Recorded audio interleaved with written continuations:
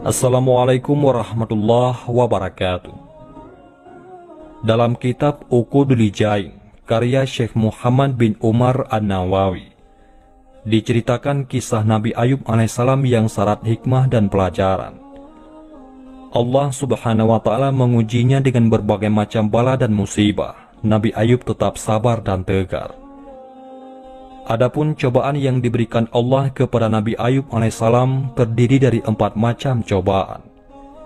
Di antaranya cobaan atas kebangkrutan kekayaannya, kematian anak-anaknya, kehancuran tubuhnya, dan diasingkan oleh masyarakat kecuali hanya seorang istrinya saja yang setia menemaninya. Nabi Ayub berasal dari Rum, yaitu Romawi. Beliau adalah Ayub bin Mus bin Radah bin Al-Is bin Ishaq bin Ibrahim Al-Khalil. Ibnu Asakir menyebutkan bahwa ibu Nabi Ayub alaihissalam adalah putri Nabi Lut alaihissalam. Istri beliau sendiri adalah Laya binti Yakub. Sedangkan yang paling masyhur, nama istri beliau adalah Rahmah binti Afraim bin Yusuf bin Yakub. Nabi Ayub diutus di dataran Hauran. Sebutan kaumnya adalah bangsa Arami dan Amori di daerah Syria dan Yordania. Nabi Ayub wafat dalam usia 120 tahun dan dikaruniai 26 anak. Dikisahkan harta kekayaan Nabi Ayub alaihissalam terdiri dari unta, sapi, kambing, gajah, dan khimar ataupun keledai. Kekayaan lain milik beliau adalah 500 hektar tanah persawahan. Semuanya digarap oleh 500 orang. Pada setiap orang mempunyai anak dan istri. Pengikut beliau terdiri dari 3 golongan. Semua telah beriman dan masih berusia muda. Suatu hari iblis yang diberi kekuasaan oleh Allah turun naik dari bumi ke langit sewaktu dikehendaki, mempunyai maksud naik ke langit. Tiba-tiba iblis mendengar para malaikat membaca selawat atas Nabi Ayub alaihissalam. Saat itu juga timbullah rasa hasud ataupun dengki di dalam hati iblis. Ia berkata memohon kepada Allah, "Wahai Tuhan, sekarang ini aku memang telah menyaksikan sendiri hamba-Mu Ayub, sangat rajin bersyukur seraya memuji kepadamu. Tetapi kalau Engkau memberi cobaan kepadaku, tentu dia tidak akan bersyukur dan tidak pula mentaatinya." Allah berfirman kepada iblis, "Baik, silahkan kamu merangkap. Sekarang aku beri kekuasaan kepadamu untuk mencoba Ayub melalui harta kekayaannya." Iblis pun berangkat. Ia mengumpulkan semua anak buah terdiri dari setan dan jin. Ia katakan kepada mereka, "Sekarang aku telah diberi wewenang untuk memberi cobaan kepada Ayub melalui hartanya." Lebih lanjut iblis berkata lagi, "Ifrit, sekarang kau kuberi tugas membakar tempat pengembalaan unta-unta milik Ayub, dan sekaligus membunuh semua unta-unta itu. Laksanakan." Iblis laknatullah datang menjumpai Nabi Ayub ketika beliau sedang melaksanakan sholat. Iblis berkata kepadanya, "Tempat pengembalaan unta-untamu terbakar, dan seluruh unta milikmu ikut terbakar pula." Apa kata Nabi Ayub? "Alhamdulillah, Allah sendiri yang memberikan kekayaan itu kepadaku, dan hanya Dia yang berhak mengambilnya kembali." Iblis tidak berhenti sampai di situ. Ia hancurkan semua kambing milik Nabi Ayub sekaligus tempat pengembalaannya. Ia datang kepada Nabi Ayub seraya memberitahukan peristiwa itu. Angin panas telah menghancurkan kebunnya, tidak ada yang tersisa sedikit pun. Kata iblis sehabis merusak semua kebun milik Nabi Ayub alaihissalam. Apa kata Nabi Ayub alaihissalam? "Alhamdulillah," ucap beliau sembari memuji Allah dan menyanjungnya. Usaha iblis belum berhenti sampai di situ. Ia kembali menghadap Allah seraya memohon agar diberi kekuasaan untuk mencoba Nabi Ayub melalui anak-anaknya. Allah subhanahu wa ta'ala berfirman, "Silahkan, pergilah. Aku memberi kekuasaan penuh kepadamu untuk mencoba Ayub melalui anak-anaknya." Iblis pun berangkat. Yang dituju adalah gedung tempat anak-anak Nabi Ayub berlindung di bawahnya.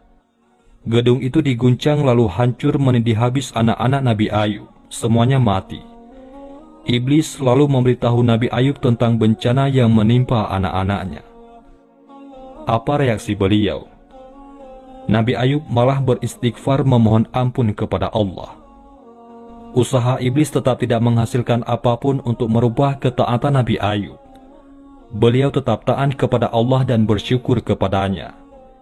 Iblis kembali menghadap Allah seraya memohon agar diberi kekuasaan untuk mengujinya. Allah Subhanahu wa Ta'ala berfirman kepadanya, "Silahkan, aku beri kekuasaan kepadamu untuk menguji melalui tubuh, lisan dan akalnya, tetapi bukan hatinya." Iblis segera berangkat untuk menemui Nabi Ayub alaihissalam. Sampailah di tempat yang dituju, ternyata beliau sedang bersujud. Iblis datang dari arah kepala beliau, lalu meniup kedua lubang hidungnya dengan sekali tiup. Seketika itu badan Nabi Ayub alaihissalam serasa gatal-gatal. Nabi Ayub ditimpa semacam penyakit kulit, yaitu juzam, yakni kusta atau lepra. Makin lama terasa semakin gatal. Nabi Ayub menggaruk-garuk bagian tubuh yang gatal dengan ujung-ujung jemarinya. Tetapi belum juga hilang gatal-gatal itu. Nabi Ayub mencoba menggaruk-garuknya dengan kain kasar, belum juga hilang gatal-gatal itu. Lalu menggunakan kerewang ataupun pecahan genting dan batu. Beliau tidak henti-hentinya menggaruk badannya hingga melepuh, sehingga bernanah dan berbau busuk. Penyakit Nabi Ayub semakin memprihatinkan hingga beliau terlihat sangat kurus tanpa daging, urat saraf dan tulangnya terlihat. Masyarakat sekitar menganggap penyakit yang diderita Nabi Ayub alaihissalam itu sangat berbahaya. Mereka sepakat mengasingkan beliau keluar daerah. Beliau terusir ke tempat yang kotor. Mereka membuatkan untuk beliau sebuah gubuk yang hanya ditemani istrinya yang bernama Rahmah. Meskipun kondisi Nabi Ayub sangat memprihatinkan, istri beliau bernama Rahmah sangat setia melayaninya. Rahmah berbuat baik sekali kepadanya. Ia perlakukan suaminya penuh kasih sayang. Kebutuhan-kebutuhan makan dan minumnya selalu diperhatikan. Kaum Nabi Ayub yang mengusirnya terdiri dari 3 golongan. Namun begitu, semuanya masih tetap dalam keimanan semula. Mereka tidak meninggalkan agamanya. Ibnu Syihab mengatakan bahwa Anas menyebutkan bahwa Nabi Ayub mendapat musibah selama 18 tahun, dalam riwayat lain 20 tahun. Saat mengurus beliau, istrinya pernah bertanya kepada Nabi Ayub yang sudah menderita sakit yang sangat lama, "Wahai Ayub, andai engkau mau berdoa kepada Rabbmu, tentu engkau akan diberikan jalan keluar." Nabi Ayub menjawab, "Aku telah diberi kesehatan selama 70 tahun. Sakit ini masih derita yang sedikit yang Allah timpakan, sampai aku bisa bersabar sama seperti masa sehatku, yaitu 70 tahun. Istrinya pun semakin cemas. Akhirnya karena tak sanggup lagi, istrinya mempekerjakan orang lain untuk mengurus suaminya sampai memberi makan padanya. Nabi Ayub pun terus bersabar dan menghadapi cobaan itu. Sampai pada suatu hari, akhirnya beliau berdoa kepada Allah. Doa beliau dikabulkan Allah dan beliau kembali diberi istri dan anak-anaknya. Nabi Ayub alaihissalam memiliki 26 anak laki-laki. Ada yang mengatakan bahwa beliau memiliki 9 putri dan 3 putra. Syekh As-Sa'di rahimahullah mengungkapkan bahwa keluarga dan hartanya kemudian kembali. Allah karuniakan lagi pada Nabi Ayub keluarga dan harta yang banyak. Itu semua disebabkan kesabaran dan keridaan beliau ketika menghadapi musibah. Inilah balasan yang disegerakan di dunia sebelum balasan di akhirat kelak. Dalam satu riwayat, Rasulullah SAW pernah bersabda, "Barang siapa bersabar atas keburukan kelakuan istrinya, maka Allah akan memberi pahala kepadanya, seperti pahala yang pernah diberikan Allah kepada Nabi Ayub alaihissalam atas cobaan yang diterimanya. Dan barang siapa bersabar atas keburukan kelakuan suaminya, maka Allah memberi pahala kepadanya seperti pahala yang pernah diberikan kepada Asiyah istri Fir'aun." Itulah kisah kesabaran Nabi Ayub alaihissalam di saat menghadapi musibah. Beliau selalu bersyukur dan terus memuji Allah Subhanahu wa Ta'ala.